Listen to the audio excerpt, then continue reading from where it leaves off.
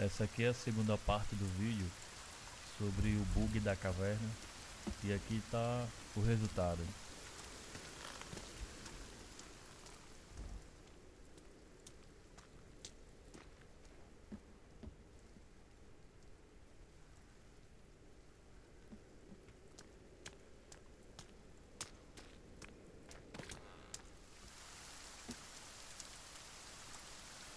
Valeu!